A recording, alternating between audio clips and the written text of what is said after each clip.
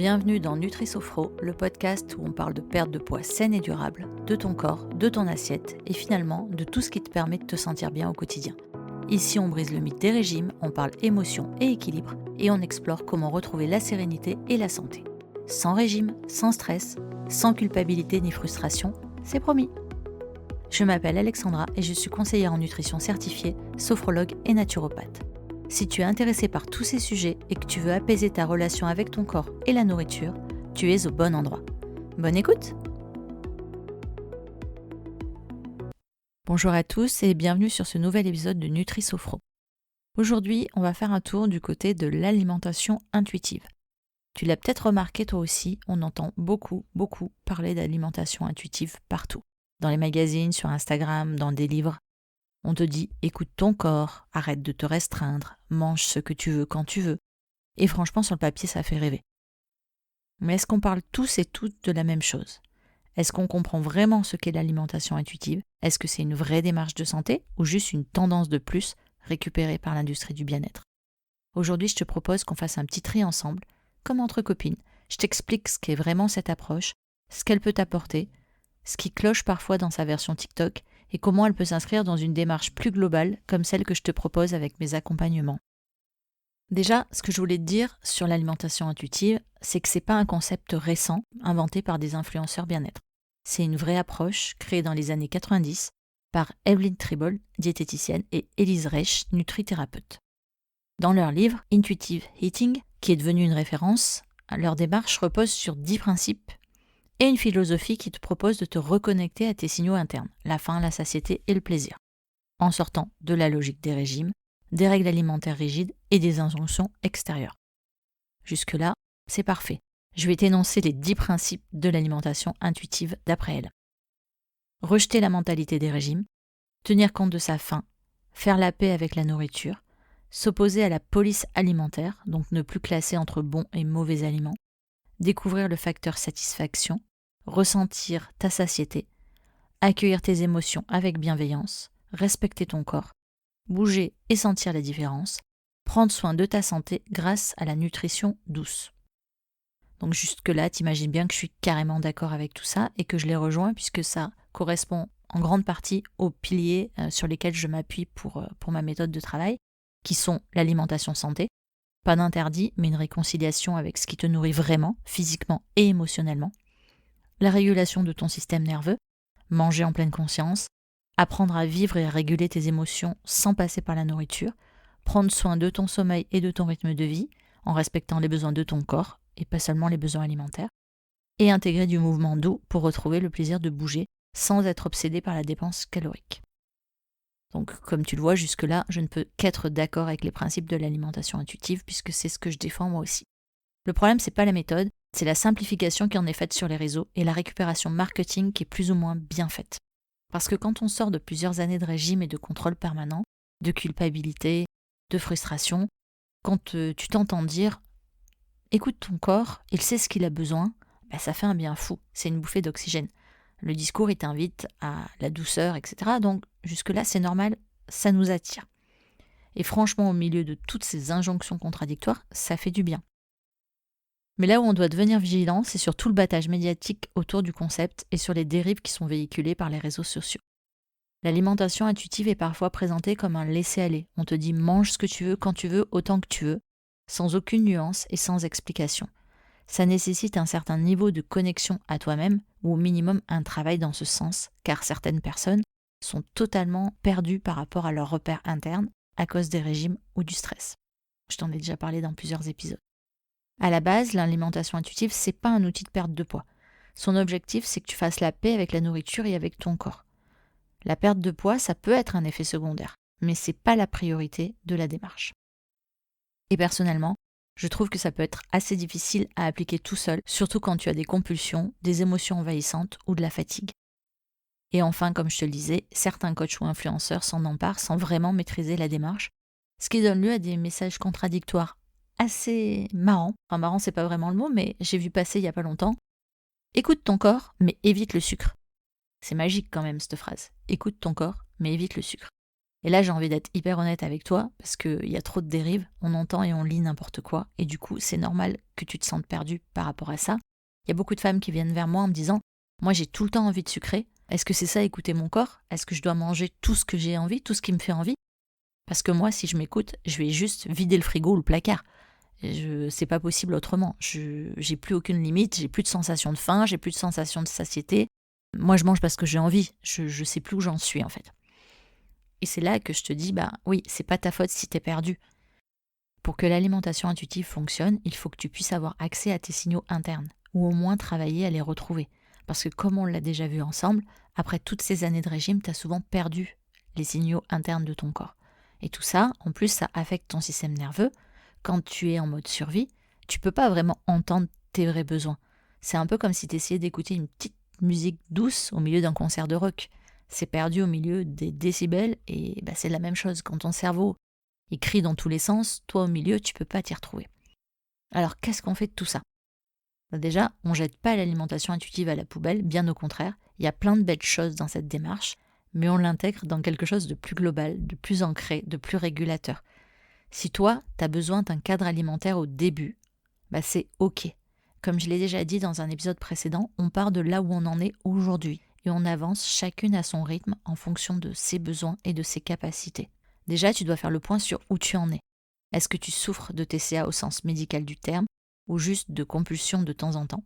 C'est pas du tout la même chose et tu n'auras pas besoin de la même aide pour avancer. Je l'ai déjà évoqué dans mon épisode sur les TCA, mais en fonction du trouble ou des troubles dont tu souffres, tu as besoin de l'aide de spécialistes, des psychiatres, des médecins spécialisés, et de la mise en place d'une équipe pluridisciplinaire pour t'aider dans la prise en charge. Si tu ne souffres pas de TCA, mais que ton rapport à la nourriture est vraiment troublé ou mis à mal par des années de régime ou par ton rapport à ton corps parce que tu as abîmé ta relation à toi-même, soit à cause de trauma, soit à cause de régime, peut-être qu'il faudra aussi envisager de la thérapie de type psychanalyse ou de la thérapie courte de type EMDR ou TCC. Soit tu peux faire ça avant la mise en place d'un suivi avec quelqu'un comme moi ou avec une diététicienne ou autre, dans le cadre de l'alimentation. Donc soit tu le fais en amont, soit tu le fais en même temps, en parallèle. Mais il faut faire attention quand tu commences à t'intéresser à ton alimentation, si tu remets un cadre, parce que oui, moi je remets quand même un cadre à l'alimentation en fonction de là où en sont les gens, je vérifie quand même avec eux comment ils mangent, ce qu'ils mangent, s'ils ont bien compris, parce qu'à force d'entendre tous ces messages contradictoires, on est un peu paumé. Donc on remet quand même un cadre sur l'alimentation, mais ce cadre il est bienveillant et en prenant en compte vraiment ta vie et tes besoins. Mais pour certaines personnes qui souffrent ou qui ont trop souffert par le passé des cadres rigides, qui ont des régimes, etc., qui ont totalement dérégulé tout ça, la mise en place d'un cadre, même hyper bienveillant, hyper sécurisant, ça peut redéclencher plus de compulsions ou plus de problèmes. Donc moi, j'ai besoin de savoir où tu en es, en fait. Chaque cas est unique et c'est pour ça que je propose toujours des appels découvertes gratuits pour discuter avec les personnes qui veulent travailler avec moi. Parce que je veux savoir si elles ont besoin d'entamer une prise en charge pluridisciplinaire. Je veux savoir si elles ont des problèmes de santé, je veux savoir si elles ont fait leurs analyses de sang avec leur médecin, etc. J'ai besoin de savoir où tu en es et si tu peux travailler avec moi directement en même temps qu'une autre prise en charge ou s'il faut que tu sois déjà allé voir quelqu'un avant pour pouvoir être tranquille dans ma démarche d'accompagnement et que tu puisses en retirer le meilleur pour toi-même. Alors, avant de finir sur ce sujet alimentation intuitive, je te partage un petit exercice que parfois je peux donner à mes clientes et qui correspond bien à la philosophie de l'alimentation intuitive. Je te propose de tenir un journal de tes sensations alimentaires. Pendant une durée que tu choisis, je te conseille de le faire entre 3 jours et 10 jours, et attention, sans rien changer du tout. T'es pas là pour te créer des règles et du cadre, ok? L'idée, c'est de noter et d'observer. Enfin, d'observer d'abord et de noter ensuite. Donc, quand tu manges, tu notes le moment de la journée et le repas. Est-ce que c'est un petit déjeuner, un repas? Est-ce que c'est l'équivalent d'un goûter? Est-ce que c'est du grignotage? Est-ce que c'est un craquage, une compulsion? Ta sensation de faim, entre 0 et 10, avant de manger. Par exemple, pour savoir si quand tu passes à table, tu le fais aux horaires qui sont imposés par la société et que tu n'as même pas faim au moment où tu passes à table, par exemple. Ou à l'inverse, que tu as trop attendu et que tu as sauté le repas du midi et que le soir, ton niveau de faim il est à 11 sur 10 parce que tu n'en peux plus. Qu'est-ce que tu ressens ou comment tu te sens avant de manger? avec tes mots. Essaye de donner des informations sur vraiment comment tu te sens dans ton corps, comment tu te sens émotionnellement, etc.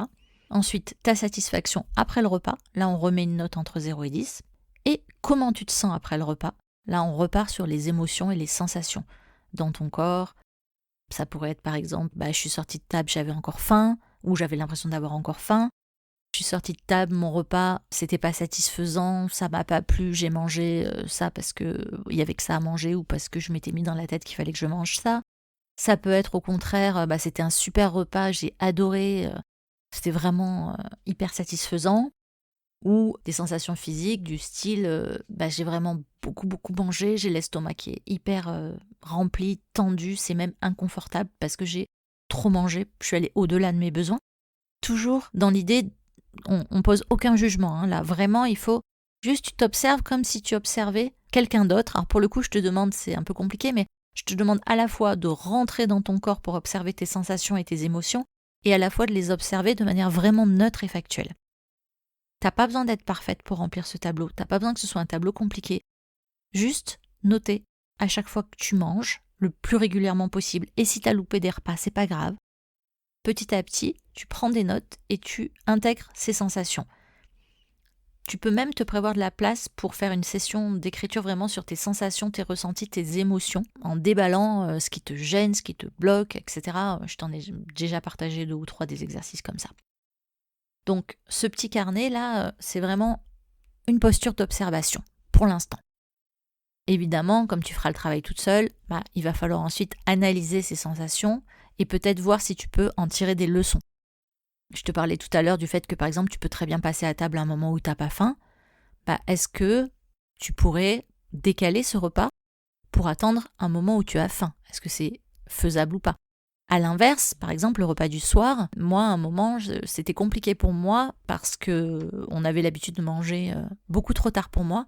Et donc moi, entre 17h et 19h, j'en pouvais plus. Du coup, je mangeais à peu près n'importe quoi dans la cuisine, surtout quand c'était moi qui faisais à manger, puisque c'est quasiment toujours moi qui fais à manger. Si j'avais pas suffisamment mangé dans ma journée et qu'il fallait que j'attende le repas du soir, c'est à ce moment-là que je pouvais avoir, moi, des craquages vraiment parce que j'en pouvais plus, j'avais trop faim. Alors, on a avancé tout simplement l'heure du repas du soir pour que ce soit plus confortable pour moi.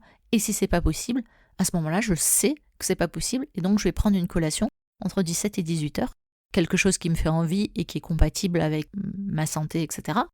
Je vais le manger tranquillement, en toute conscience, et comme ça, je pourrai attendre le repas du soir.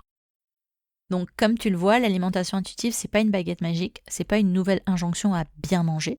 C'est vraiment une philosophie, un retour à soi. Ça peut te faire du bien si la méthode est bien comprise et bien accompagnée.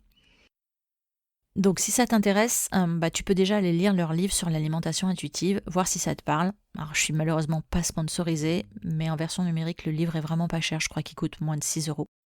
Ça pourra te faire une base pour réfléchir de ton côté. Je voulais quand même t'alerter sur le fait que mettre en place l'alimentation intuitive seule, c'est vraiment un travail qui est pas simple à faire, surtout si t'es fatigué, stressé ou déconnecté de ton corps. Je t'invite bien évidemment à continuer à écouter mes podcasts, puisque je rejoins cette approche sur pas mal de points. J'espère que ça t'apporte chaque semaine quelques astuces utiles. Si tu as des questions sur cet épisode ou si tu veux que je traite d'un sujet en particulier, n'hésite pas à venir me parler sur Instagram. Mon compte c'est Guérir des régimes. Je te dis à la semaine prochaine. D'ici là, prends soin de toi et n'oublie pas, tu as déjà en toi toutes les ressources pour y arriver. À très vite sur Nutri Sophro.